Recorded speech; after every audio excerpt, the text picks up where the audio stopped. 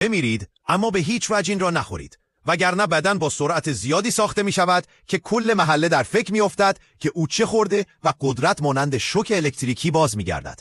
پس اول یک نارگیل خشک بردارید و آن را به قطعات کوچک برش دهید و در مخلوط کن بریزید و درشت آسیاب کنید و در یک کاسه بریزید. حالا 15 تا 20 عدد خرما را هسته بگیرید و در مخلوط کن بریزید.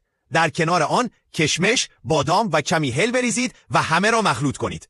حالا آن را در نارگیل آسیاب شده قبلی بریزید و با میوه‌های خشک خرد شده روی آن مخلوط کنید. بمب قدرت یعنی لادو را درست کنید. هر روز صبح و عصر آن را بخورید و ببینید چه قدرتی در بدن شما می آید. ضعف بدن چیست؟ شما فراموش خواهید کرد. بچه، پیر یا جوان، برای هر کسی یک غذای فوق‌العاده است.